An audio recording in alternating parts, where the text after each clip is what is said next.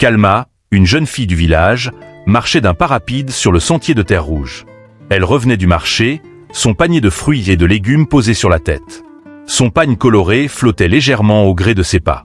Mais ses yeux brillaient d'impatience. Elle avait une envie pressante d'uriner. Alors qu'elle s'approchait du vieux cimetière, son pas ralentit.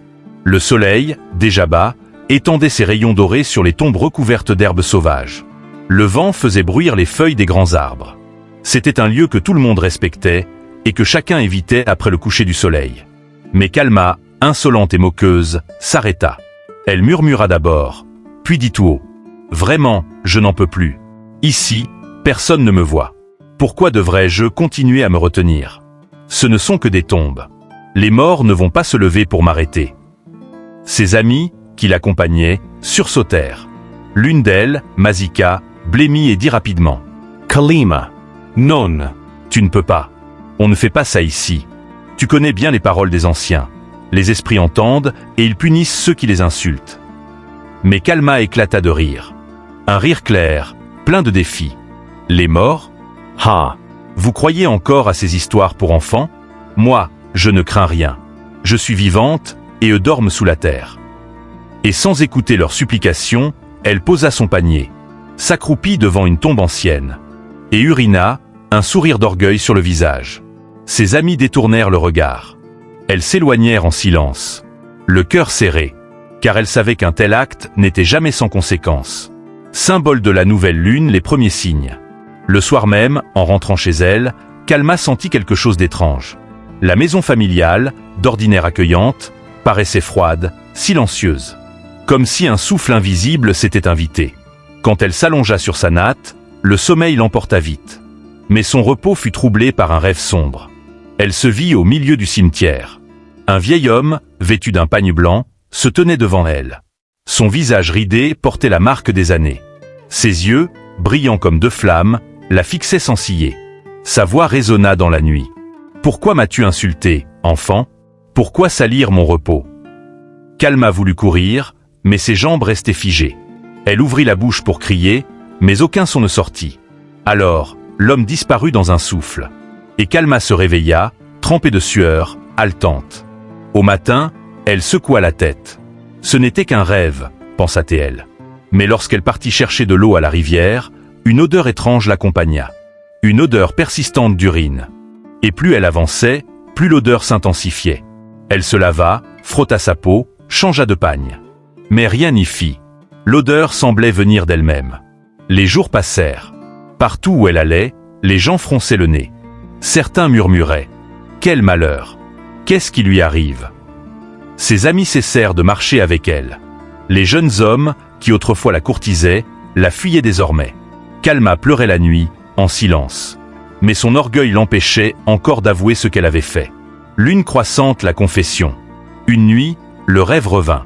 Le même vieil homme, mais cette fois son regard était plus sévère.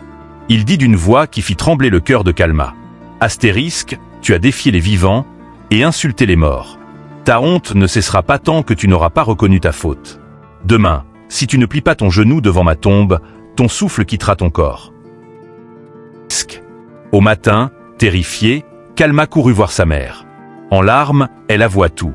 Sa mère, choquée, alla réveiller son père. Et son père consulta les anciens du village. Le devin, après avoir jeté les coris et invoqué les esprits, déclara. L'ancêtre dont elle a profané la tombe est en colère. Il exige réparation. Si elle ne demande pas pardon, sa vie sera brisée à jamais. Symbole de la pleine lune, le rituel du pardon. Le soir suivant, au coucher du soleil, le village se réunit au cimetière.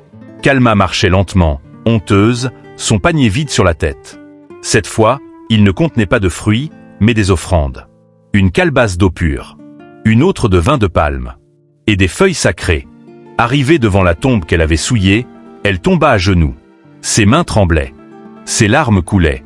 D'une voix brisée, elle dit « Ancêtre que j'ai offensé, je reconnais ma faute. Dans mon arrogance, j'ai souillé ton repos.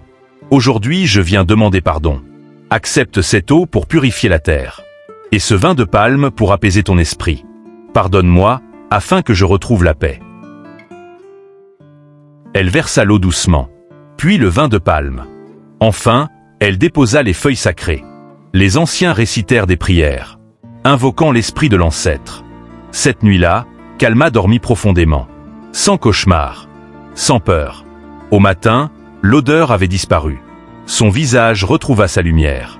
Et son cœur, son humilité. Étoile rutilante, la leçon retenue.